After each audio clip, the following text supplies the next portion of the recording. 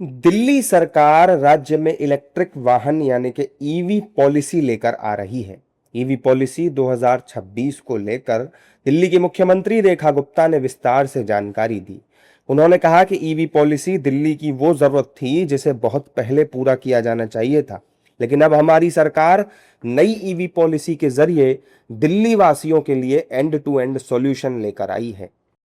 EV policy मुझे लगता है कि दिल्ली की वो ज़रूरत थी जिसे बहुत पहले पूरा किया जाना चाहिए था, परंतु अब जब ये ईवी पॉलिसी को हमने इम्प्लीमेंट किया, जनता के समक्ष रखा, इसे हम एंड टू एंड सॉल्यूशन के साथ लेके आया। ना केवल इसमें हमने सब्सिडी दी, बल्कि इसमें हमने स्क्रैपिंग इंसेंटिव भी दिए, हमने इंफ्रास्ट्रक्चर की बात भी की, मैंडेट भी दिया और साथ में ई वेस्ट के प्लांट की भी हमने पूरी योजना बना करके जनता के समक्ष रखी है।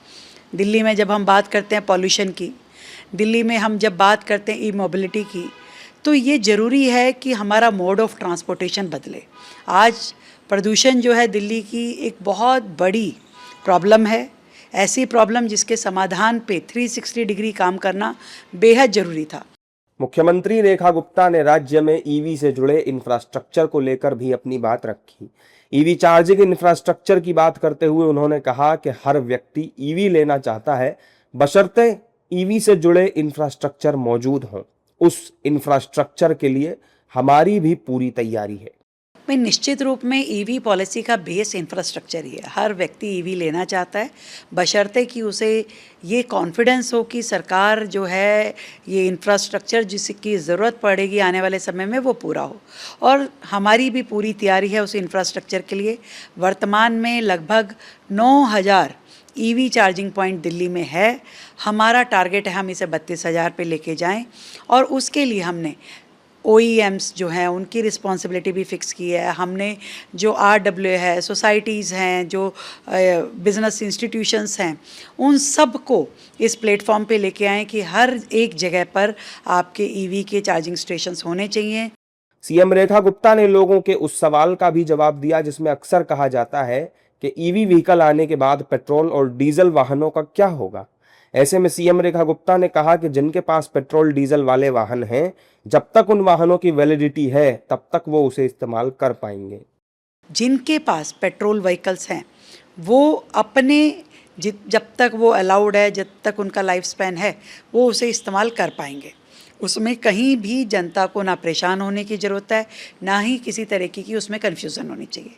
हमने केवल इतनी गाइडलाइन दी है कि एक समय के बाद, जैसे 1 जनवरी 2027 से हम ई ऑटो पे ही रजिस्ट्रेशन करेंगे, तो यानी जो पुराना है वो चलाएगा, नया रजिस्ट्रेशन ई ऑटो का होगा। और 2028 अप्रैल में केवल ई टू व्हीलर्स का रजिस्ट्रेशन होगा। पुराने लोग अपना चलाते रहेंगे जब तक उनके पास उसका टाइम पीरियड है, और नए ईवी ऑटोज़ ही, नए ईवी टू व्हीलर्स ही जो है रजिस्ट्रेशन किए जाएंगे। और मुझे लगता है बिना इस मैंडेट के इतनी बड़ी पॉलिसी जिसके अंदर सरकार 15,000 करोड़ रुपए इन्वेस्ट कर रही है, वो बेमायने हो जाएंगे। लोग चाहते हैं हम फैसिलिटी ज़रूर देंगे, लोग जो जो भी बेनिफिट चाहते हैं हम उन्हें देंगे। अगर राज्य में इलेक्ट्रिक वाहन आएंगे तो जाहिर है कि ईवी को चार्ज करने का लोड बढ़ेगा। ऐसे में राज्य सरकार को यह भी सुनिश्चित करना होगा कि चार्जिंग के लिए बिजली की कोई समस्या ना हो। इसके जवाब में सीएम रेखा गुप्ता ने कहा कि दिल्ली में बिजली की खपत सबसे ज्यादा थी। सरकार दिल्ली की बिजली की खपत और खरीद दोनों को व्यवस्थित कर रही है। अभी तक राजधानी की सबसे ज़्यादा थी। हमने अपने सभी सब स्टेशंस को इम्प्रूव किया है, और केवल सब स्टेशन नहीं, पावर की सप्लाई और पावर की परचेज़ दोनों को हमने बहुत ही सिस्टमेटिक तरीके से प्लान किया है। इस बीच में हम सोलर पे भी बड़ी तादाद पे जाने वाले हैं। सोलर जो कि शहर की एक लाइफलाइन साबित होने वाली है।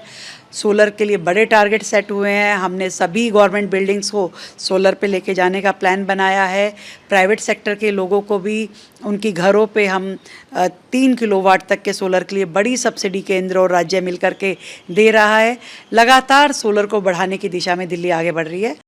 जाहिर है कि ईवी पॉलिसी 2026 के जरिए सरकार राष्ट्रीय राजधानी में इलेक्ट्रिक वाहनों को बढ़ावा देने के साथ ही दिल्ली को हरित रोजगार और नई तकनीक आधारित उद्यमिता का प्रमुख केंद्र बनाने की भी तैयारी कर रही है। मुख्यमंत्री रेखा गुप्ता ने इस नीति के तहत साफ कर दिया है कि दिल्ली के लिए जो बेहतर होगा वही निर्णय लिए जाएंगे। जो लोग दिल्ली से प्यार करते हैं वो लोग इस पॉलिसी पर सरकार का साथ जरूर देंगे।